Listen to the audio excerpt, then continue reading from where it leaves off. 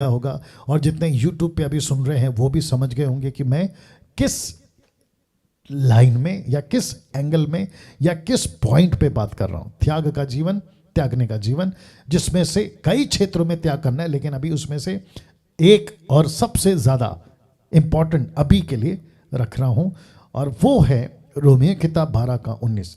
लिखा है, हे प्रियो, अपना पलटा ना लेना, परंतु क्रोध को अवसर दो, क्योंकि लिखा है, पलटा लेना मेरा काम है, प्रभु कहता है मैं ही बदला दूंगा।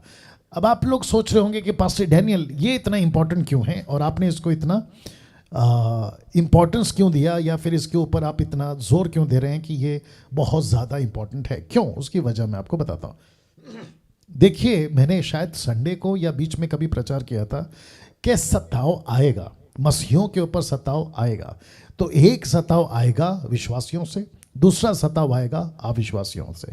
तो इस संदर्भ में, इस कॉन्सेप्ट में आपको बताना चाह रहा हूं, द बुक ऑफ रोमन्स 12:19 में परमेश्वर का दास पौलुस कहता है कि रिवेंज, बदला, पलटा, रिवेंज मसीह लोगों को, और खास करके आप जो अभी जुड़े हैं ना स्कूल ऑफ साउंड डॉक्ट्रिन, खरी शिक्षा वालों को कभी, चाहे विश्वासी हो या अविश्वासी हो, किसी से भी बदला, रिवेंज, पलटा नहीं लेना है।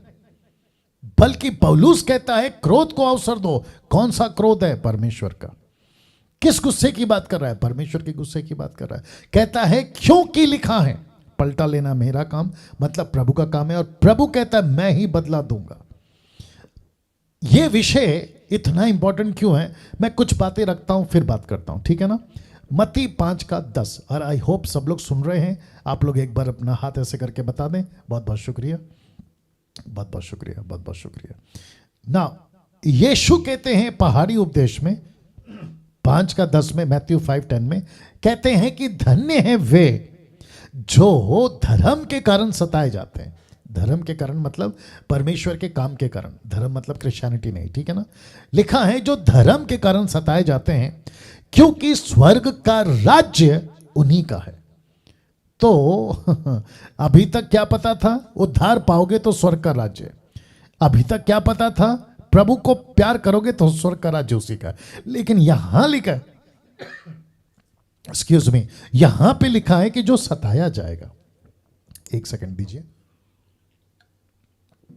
जी हां, यहां पे लिखा है कि जो सताया जाता है ना, वो स्वर्ग का राज्य है, राज्य उन्हीं का है। तो जीसस ने, यीशु ने, और यीशु को अच्छे से पता था कि मसीहत तब की और अब की एक ऐसा अंतर आएगा कि यीशु के नाम को मानने वालों को सताने की लिमिट, मतलब चरम सीमा पर होगी, पीक पर होगी। अगर किसी को पता चला कि ये यीशु को मानने वाला, सताव शुरू, पहली सदी में और 21वीं सदी में भी, और आगे तो और भी होने वाला है, ठीक है ना। तो यीशु ने बात को समझ लिया था और उन्होंने अपने चेलों को सतर्क किया था कि किसी से पलटा नहीं लेना। देख लीजिए, मैं फिर रख दे रहा हूं, किसी से पलटा नहीं लेना, मतलब किसी से रिवेंज नहीं लेना, वो चाहे विश्वासी हो या अविश्वासी हो। लिखता है कि धन्य है जो धर्म के काम सताए जाते हैं, क्योंकि स्वर्ग का राज्य उन्हीं का है। अब इसको देखिए, 11 लिखा है, धन्य हो तुम जब मनुष्य मेरे कारण तुम्हारी निंदा करे, सताए, झूठ बोल बोलकर तुम्हारे विरुद्ध में सब प्रकार की बुरी बातें कहें। अब आप लोग जानते हैं, आप लोग जितने भी 370-80 के आसपास है, आप लोग जानते हैं मेरे अगेंस्ट में कितने वीडियो बनते हैं यूट्यूब पे। आप लोग जानते हैं ना इस बात को, या तो मुझे प्लीज बताइए मैं कितना एक्शन ले सकता हूं और मैं किस लेवल पे जाके एक्शन ले सकता हूं। लेकिन परमेश्वर का वचन आज आपके बीच में रख रहा हूं, जो मैंने खुद सीखा है। प्रभु कहता है, सताया जाता है डैनियल, स्वर्ग का राज्य तेरा है, क्योंकि धन्य हो तुम जब मनुष्य मेरे कारण तुम्हारी निंदा करे। मेरी निंदा हो रही है, तुमको सताया जा रहा है, मेरे अगेंस्ट में झूठ बोल बोल कर तुम्हारे विरोध में सब प्रकार की बुरी बातें कहें, ये बिल्कुल हो रहा है। वचन 12, तब यीशु कहता है कि डैनियल और मैं आप लोगों को कहता हूं कि 380 लोग आनंदित और मगन हो जाना, क्योंकि तुम्हारे लिए स्वर्ग में बड़ा फल है। वाह, मैं आऊंगा इसके ऊपर, आऊंगा खुलकर आऊंगा। लिखा है तुम्हारे लिए स्वर्ग में बड़ा फल है, इसलिए कि उन्होंने उन भविष्यवक्ताओं को जो तुमसे पहले थे इसी रीति से सताया था। और लिखता है लूका 6:27 में, परंतु मैं तुम सुनने वालों से कहता हूं कि अपने शत्रुओं से प्रेम रखो, जो तुमसे बैर करे उनका भला करो, जो तुम्हें श्राप दे उनको आशीष दो, जो तुम्हारा अपमान करे उनके लिए प्रार्थना करो, जो तेरे एक गाल पर थप्पड़ मारे उसकी और दूसरा भी फेर दे, जो तेरी दोहरी छीन ले उसको कुर्ता लेने से भी ना रोक। और ऐसे करते, वचन 31 में कहता है, जैसा तुम चाहते हो कि लोग तुम्हारे साथ करें तुम भी उनके साथ वैसा ही करो। और कुलुस्सियों 3:13 मैं रख रहा हूं, यदि किसी को किसी पर दोष देने का कोई अवसर हो या कारण हो तो एक दूसरे की सह लो। हमको सहन करना है, हमको बर्दाश्त करना है। मैंने शायद मंडे को प्रचार किया था, क्या विरोध मसीह जीवन का हिस्सा है? मैंने कहा था यस, मसीह जीवन का हिस्सा है। तो यदि किसी को किसी पर दोष देने का कोई कारण हो तो एक दूसरे की सह लो। मैं कितना कारण है मेरे पास में जो मेरे अगेंस्ट में वीडियो बनाते हैं, मैं कितना कारण लेके आके उनको ये कर सकता हूं, लेकिन लिखा है एक दूसरे की सह लो, एक दूसरे के अपराध क्षमा करो, जैसे प्रभु ने तुम्हारे अपराध क्षमा किए वैसे ही तुम भी एक दूसरे के अपराध को क्षमा करो। ना मुझे सबसे अच्छा क्या लगा पता है? ये वाली लाइन मैं रख रहा हूं, आनंदित और मगन होना, क्योंकि तुम्हारे लिए स्वर्ग में बड़ा प्रतिफल है। इसलिए कि उन्होंने उन भविष्यवक्ताओं को भी जो तुमसे पहले थे ना इसी रीति से सताया था। तो इसका मतलब है कि विरोध, ये जो क्षेत्र है ना, यहां पे आपको त्याग करना होगा। आपको त्याग करना क्या होगा पता है? क्योंकि मैंने आपको पहले ही बता दिया कि अंत के दिनों में कठिन समय आएगा। कठिन समय समझते हैं? Tough time.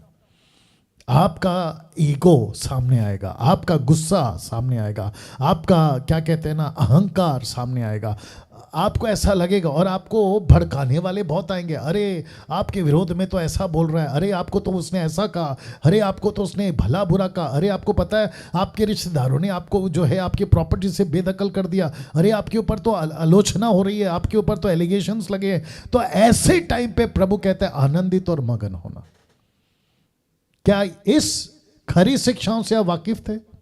अगर आप वाकिफ थे तो आपको सलूट है, लेकिन अगर नहीं थे तो मैं समझता हूं आपको होना होगा, आपको होना होगा। हमको हर चीज बर्दाश्त करनी होगी। इसी को कहते हैं त्याग करना।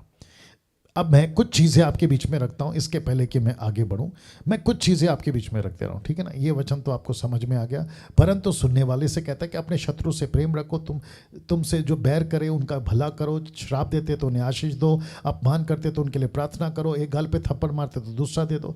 आपको पता है ये बातें रखते वक्त में मैं आपको क्या बताऊं, आपको पता है यीशु की दाढ़ी नोची, यीशु के मुंह पे थूका, यीशु की आंख पे पट्टी बांध के थप्पड़ मारा, यीशु मसीह को गालियां दी, ऐसा सब यीशु के साथ हुआ। क्या यीशु ने पलटकर क्या ऐसा कहा कि तुम कीड़े लग के मर जाओ, जमीन फटकर तुम उसके अंदर चले जाओ, या ऊपर से को स्वर्गदूत को कहा कि इनको चीर दो, कोई बिजली आकर इनके ऊपर गिर जाए?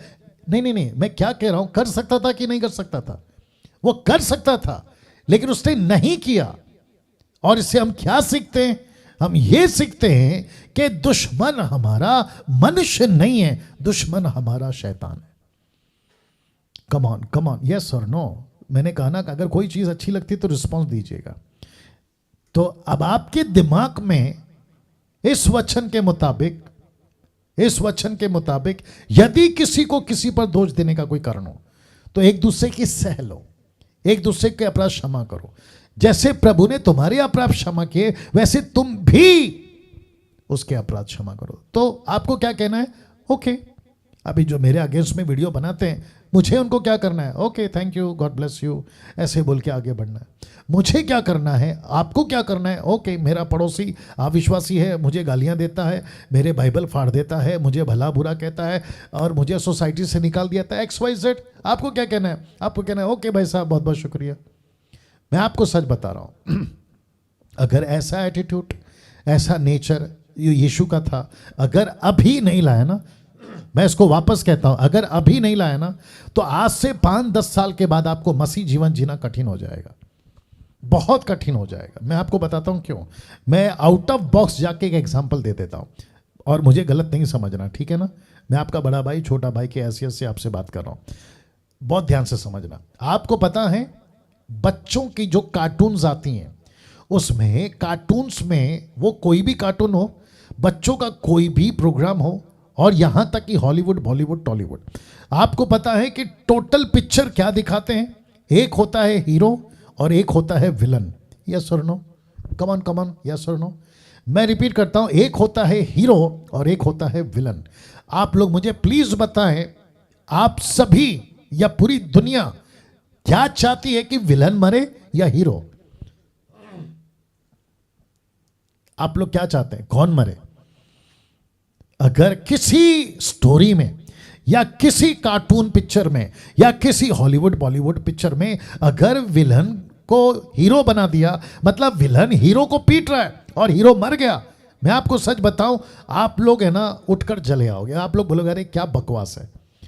आपके दिमाग में यह बात आ गई है कि बदला तो लेना ही है, रिवेंज तो लेना ही है, और जो अत्याचार करता है उसका कत्ल कर दो, उसको जेल डाल दो, उसको खत्म कर दो। ऐसा एटीट्यूड और ऐसा नेचर आपके आसपास का वातावरण बन चुका है।